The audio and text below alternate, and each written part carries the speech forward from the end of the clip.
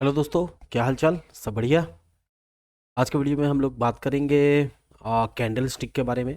ये बहुत ही basic video है, लेकिन कैंडल स्टिक को समझना बहुत ज़रूरी है अगर आप स्टॉक मार्केट में ट्रेडिंग करते हो। तो चलो शुरू करते हैं और देखते हैं कि कैंडल स्टिक कैसे फॉर्म होता है। उसको एकदम सिंपल भाषा में समझने का कोशिश करते हैं। तो चलो शुरुआत करते हैं।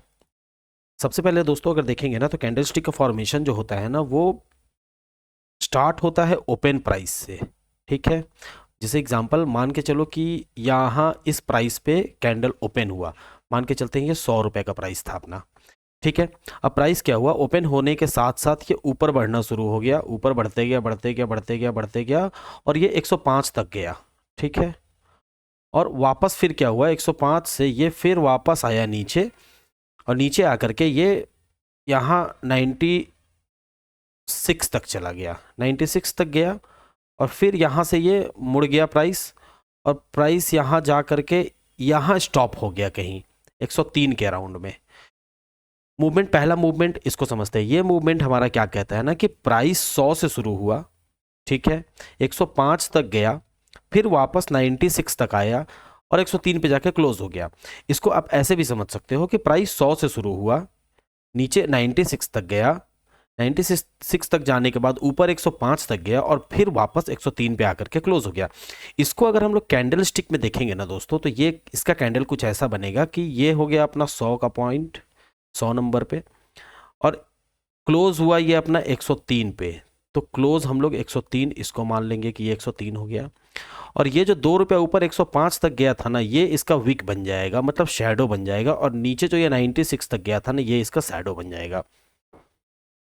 तो आई होप अब आपको ये तो समझ में आ रहा होगा कि मैं जिस तरीके से मैं आपको बता रहा हूँ, आपको ये समझ में आ रहा होगा कि प्राइस कैसे शुरू हुआ, कहाँ तक गया और कहाँ आया। एक और एग्जांपल से समझते हैं ताकि आपको और ज़्यादा क्लैरिटी मिले इसमें। तो चलिए शुरू करते हैं। दूसरा एग्जांपल जो है दोस्तों, वो हम लोग ऐसा लेते हैं कि चलो ठीक है, प्राइस यहाँ से शुरू हुआ 100 से। पहले प्राइस ऊपर गया 103 तक, ठीक है, 103 तक गया। प्राइस यहाँ ऊपर जाने के बाद रिवर्स होकर के यहाँ नीचे आ गया और ये चला गया यहाँ 95 तक। 95 तक जाने के बाद ऊपर जा करके ये क्लोज हो गया, और यहाँ जो क्लोज हुआ ये 98 पे जाके क्लोज हो गया।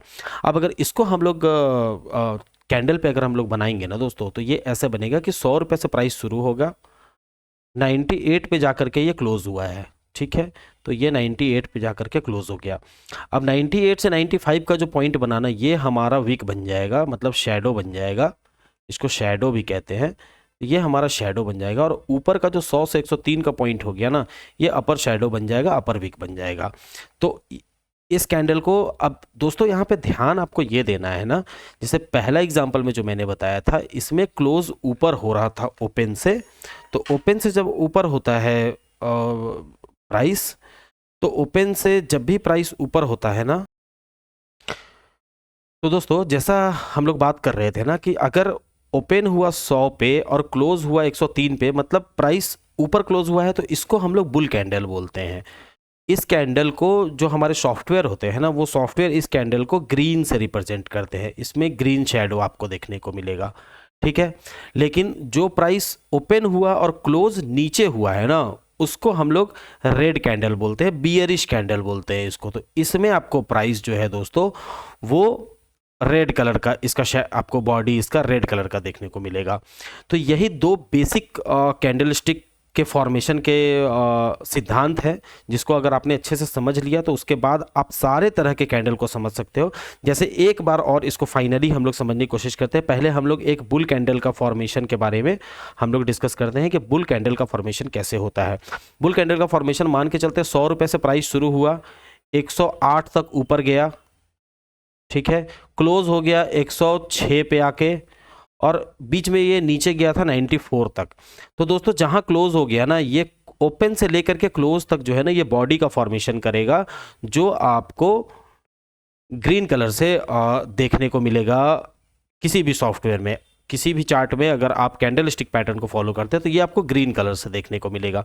इसके बाद जो बच गया है ना दोस्तों 106 से 108 तक का जो पॉइंट है ये आपको एक शैडो के रूप में देखने को मिलता है, और ये नीचे वाला जो है ये भी आपको एक लोअर शैडो के रूप में यहाँ देखने को मिलता है। आप इसको ऐसे भी समझ सकते हो दोस्तों कि प्राइस ये बॉडी बनना शुरू हुआ, यहाँ तक गया, ठीक है। अब इस बॉडी को आप 108 तक ये बन गया बॉडी, फिर ये बॉडी 108 से नीचे बनना शुरू हुआ, नीचे बनते बनते ये 94 तक बॉडी बना, और लास्ट में जब ये बॉडी बन करके ऊपर जाता है ना दोस्तों तो सिर्फ वीक बच जाता है और बॉडी नहीं बचता है। बॉडी वहां जाकर के बनता है जहां पे प्राइस क्लोज होता है। तो अगर आप इसको इस तरीके से समझोगे तो आपको क्या करना पड़ेगा कि इस तरह से इमेजिन करना पड़ेगा कि ये जो बॉडी बना था ना ये बॉडी अब आपका नहीं रहेगा, ये बॉडी अब आपका नहीं रहेगा, इसको आपको इस तरीके से समझना पड़ेगा।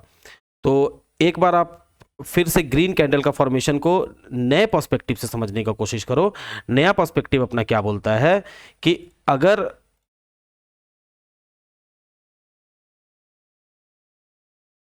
नया पर्सपेक्टिव अपना बोलता है कि अगर प्राइस, नया पर्सपेक्टिव हमारा कह रहा है कि अगर ग्रीन कैंडल यहां से बनना शुरू हुआ है दोस्तों, यहां से ये कैंडल बनना शुरू हुआ है तो ये ओपन प्राइस हो गया अपना, ओपन से बन करके ये हाई तक गया और फिर ये नीचे एक लो तक आया और फिर ये यहां जाकर के कहीं क्लोज हो गया। तो ये बॉडी जो है ना दोस्तों, ये बॉडी यहां तक बना, फिर ये बॉडी नीचे की तरफ बना और फिर ये बॉडी बीच में जाकर के यहाँ क्लोज हो गया। तो जहाँ क्लोज हो गया ना ओपन से क्लोज, ये इसका बॉडी कहलाएगा, बाकी विक यहाँ रह गया। आप समझ रहे होंगे मैं क्या कह रहा हूँ आपको। उसी तरीके से अगर आप ग्रीन रेड बियरिश कैंडल के बारे में अगर देखोगे आप दोस्तों तो बॉडी मान के चलो कि यहाँ से ओपन हुआ, ये प्राइस ऊपर एक बॉडी बनता हुआ गया ऊपर और फिर ये एक बॉडी बनता हुआ आया नीचे और प्राइस यहाँ जाकर के कहीं क्लोज हो गया। तो जहाँ क्लोज हो गया ना दोस्तों ये कैंडल के रूप में रह जाता है और ऊपर का विक और नीचे का विक आपका रिमेनिंग रह जाता है, इसी को विक कहते हैं। तो ये एक सिंपल कॉन्सेप्ट है दोस्तों, इसी सिंपल कॉन्सेप्ट पे सारे कैंडल स्टिक्स का फॉर्मेशन होता है। इन्हीं कैंडल स्टिक्स में किसी का बॉडी अगर ऊपर बॉडी रह गया और नीचे से विक रह गया तो इसको हम लोग अलग कैंडल स्टिक के नाम से जानते हैं। ये इस तरीके से रह गया कि जहाँ से ओपन हुआ वहीं आकर के क्लोज गया, इसको अलग नाम से जानते हैं हम लोग। उसी तरह से अगर ऐसा कैंडल बन गया कि जहाँ से खुला ऊपर तो गया बट फिर वापस आकर के प्राइस नीचे चला गया तो इसको हम लोग अलग कैंडल स्टिक के नाम से जानते हैं।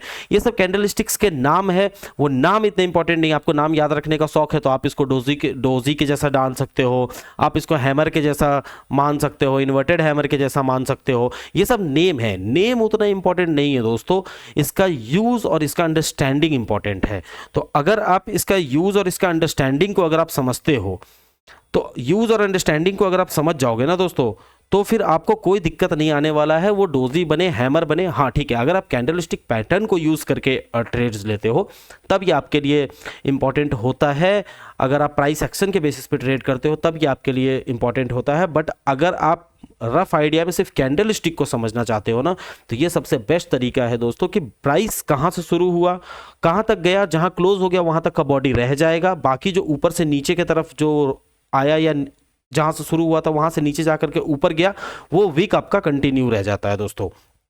तो आई होप आपको ये वीडियो समझ में आया होगा। अगर ये अंडरस्टैंडिंग आपको क्लियर हुआ है तो बने रहिए इस चैनल के साथ। मिलेंगे अगले वीडियो में, तब तक के लिए बाय बाय।